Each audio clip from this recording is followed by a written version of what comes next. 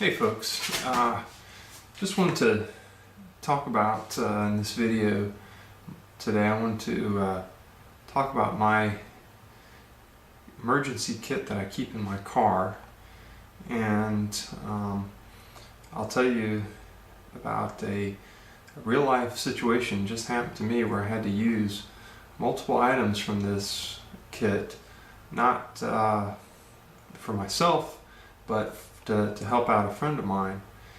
And I know there's a lot of videos out there where people have freeze-dried foods and change of clothes and all kinds of stuff in their car. And I don't really have anything like that because we mostly drive just around town. But I've got kind of a basic all-around kit, and this will allows me to deal with 90% of the situations I find myself in. So I'll show it to you, and I'll go over the parts. So first of all, let's see, let me get the camera around this side. First of all, I keep it all together in one of these plastic totes. I think it's a Rubbermaid or something, and it's red because I got it on an after Christmas sale. I think they were made for storing Christmas ornaments in, but whatever, I don't care what color it is, it's in my trunk. And I think I got it for $4.99 at the grocery store. And I always had a problem when I put stuff in the trunk with it, things sliding around. But you can see there, what I did was, my wife bought a new bath mat, and instead of throwing out the old one, I just grabbed the old one and threw it in the trunk, and that box sits on that thing, and it really is a non-slip surface, and it keeps that box from moving, and it doesn't slide at all.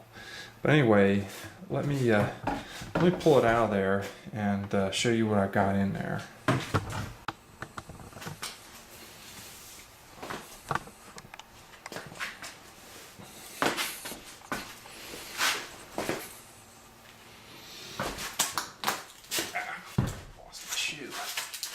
Damn it, Jim.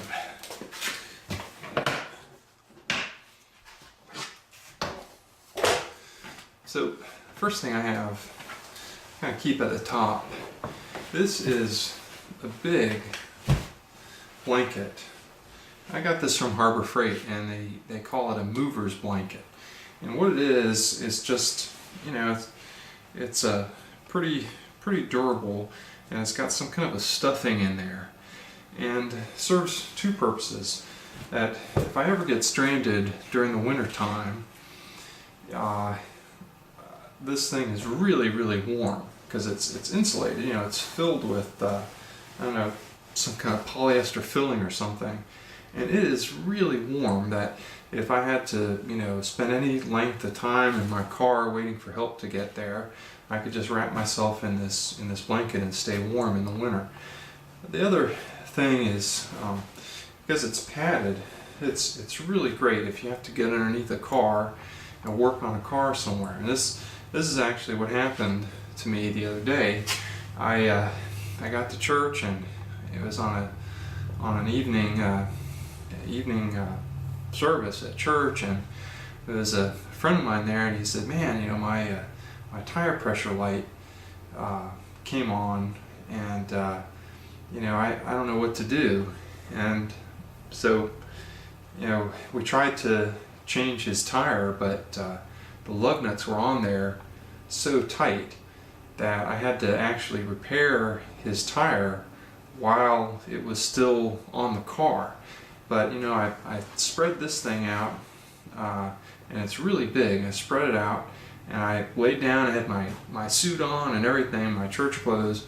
I laid this thing down. I didn't get dirty at all, and I was able to get underneath his car.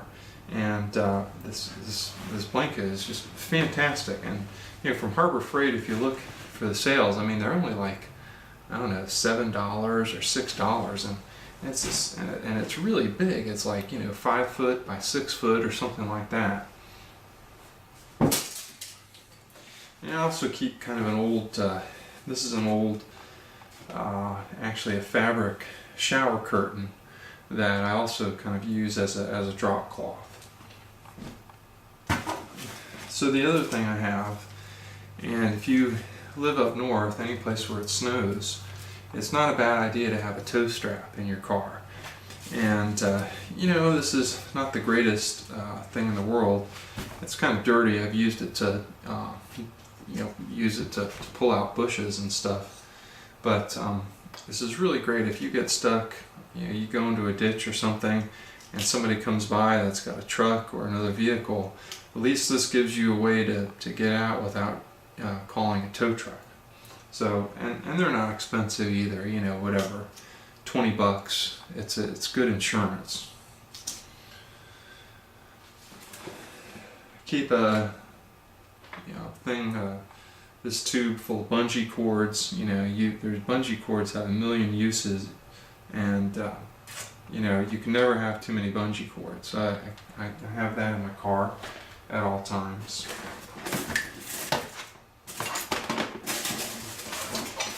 And this is the kit that came with my car, and I guess this is, you know, very specific to Mazda.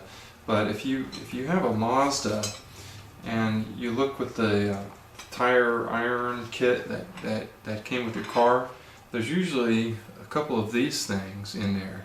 And if you ever wondered what that is, there's little cutouts on your bumper, and you can open up the cutout, and there's a place to thread this in so that you can actually use this as a tow point.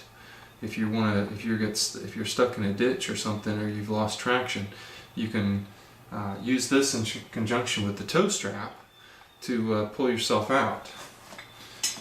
But again, that's just specific to Mazdas. If you have another kind of car, you might want to look and see if you have any kind of a tow point. My wife has a Xterra, and it's got a little tow point on the front. It doesn't have anything on the back.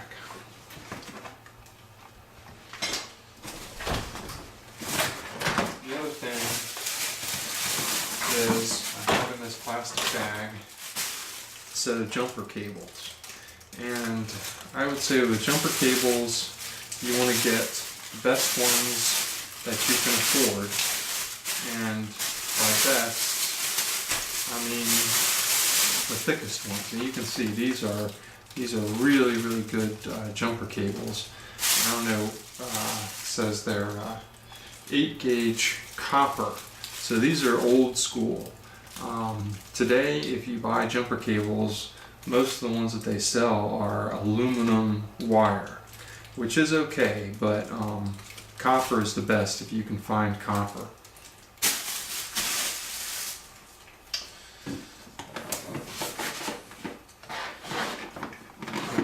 Another thing that's a really good investment is a 12-volt compressor.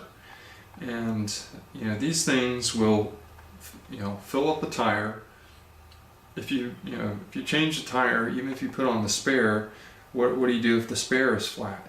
What do you do if you just have a slow leak? You can use this 12-volt compressor to top yourself up. Now I'll admit, this one is pretty old, and it's really not that great. I have one that I just bought for my wife. In her car is a Harbor Freight one, and that thing is really, really good. This one gets the job done eventually, but it just takes a while, and it's really loud. The other thing that you want to have is one of these kits. I don't know if you can see that, but this is actually a tire plug kit. And there's a couple components, and I may do a video at some point actually putting a plug in a tire. But if you've got a nail or something and you can pull the nail out, then use this reaming tool to ream the hole out, to rough it up. Then you take this other tool, see, it's like a needle, and you take one of these plugs, which are just these, you know, rubber things. You thread it through the needle, and then you jam it into the hole in the tire and then pull it out, and then the plug stays in. And in fact, this is exactly what I used to help my friend. He had a hole on the inside side of his tire, like basically facing the middle of the car, and I was able to get behind there and put this plug in, and it was like almost on the sidewall, which is not really a great place to put a plug, but at least it got him until he could get to a tire shop and get the tire replaced. And then I pumped it up using that air compressor. I have a pack of Band-Aids, and I have to admit that I really don't have the greatest first aid kit in my car. My wife has a much better one, but she's usually the one toting around the kids, so she needs it more than I do. But I do need to work on my first aid kit. But here is my tool bag, and I would recommend that if you're going to have any kind of tools with you, that you have them in a separate bag, because you don't want to keep going from your trunk up to your engine, back and forth. Have all your tools in a bag, and then you can take the bag with you and go and work on the car, or go and work on somebody else's car if you need to. So in the tool bag, I've got a couple rolls of duct tape. I've got a flashlight. These are these Harbor Freight flashlights, and they've got two modes. They've got this really, really bright front LED, and then they've got this top little LED, which is great for using just as like a little flashlight. What's really nice about them too is that they have this hook that comes back that you can hang them up on something. And it's also got a magnet, so you can throw it, as I've done, throw it and stick it to the top, inside of the hood of your car while you're working on the engine, and it stays put. I've got a real cheap socket set, but hey, this will allow me to change a battery in an auto parts parking lot, or do any kind of minor repair like that. It's good enough for that. I mean, yeah, this is not a professional kit, whatever, it's $10 kit, but it will get you through a repair that you need to do. I also have assorted zip ties. These are really, really handy. I've fixed so many things using zip ties. They're great. Can't have enough of them. And I've got various hand tools, vice grips. When all else fails, vice grips. I have a ratcheting screwdriver, and I like this model. And you can look. I got this from Amazon, but it's got all the tips are stored here in the base. So it's got Phillips, flathead, Torx, etc. And it's really nice because you don't have to ever go hunting around for the bits. They're all in there. Got another little aluminum flashlight LED. And you want to check these things periodically and change out the batteries if you need to.